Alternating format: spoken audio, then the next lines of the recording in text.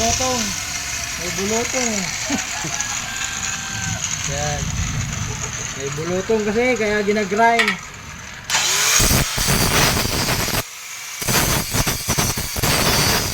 bulotong.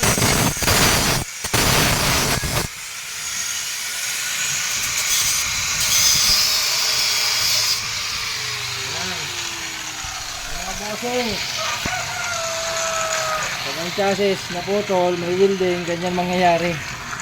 Doble trabaho. Tapos na sana. Pinutol pala. Ha, nauna tadi. Ayun na pala. Ako yan. Ako yan. Kimarlon yan. Pako yan. Pako yan kimarlan yun. Naunat na mag- Yun na. Kaso, iyaw na naman ng tikaw. Hindi nga, tayo nabaliktad. Ay, iyo. Kasi tikaw, iyaw, hindi. Uya na. Yan. Kung ipipress nyo man yan, mamanggirara eh.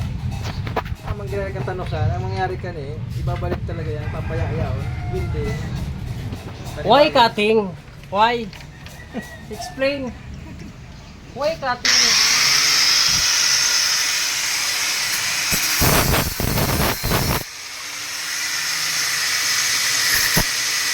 Cutting ka mo.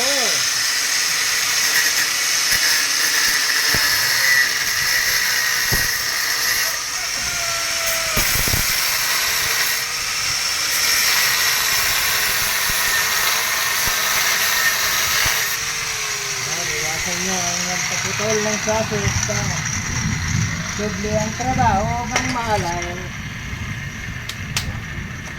Sige. Okay din ah, malawas na ang katotohanan na tinatago mo.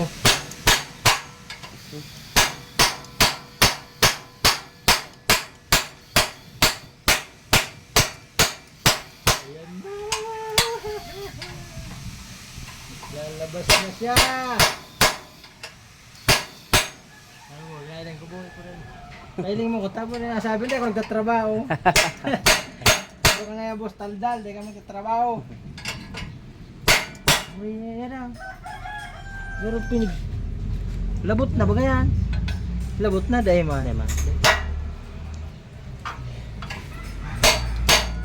Kala ko labot na tayo rin. Kanos na yan. Ang mangyayari talaga hindi, matama hindi sa top plastic niya. Matangil.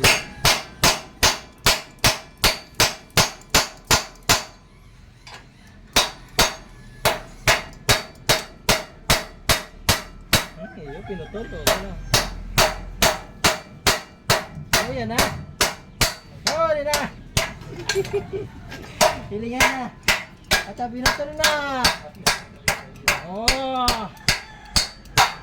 Okay na yan. Betul talaga. Putol yung bagaw.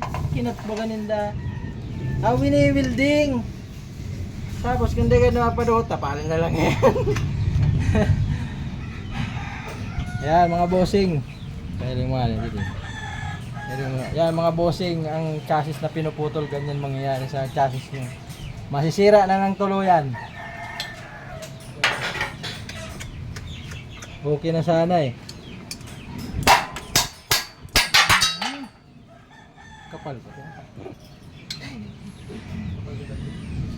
Oh, ilan niya oh. Wala ka bang kating niya? Alaba. Wala ka bang? Cut mo na.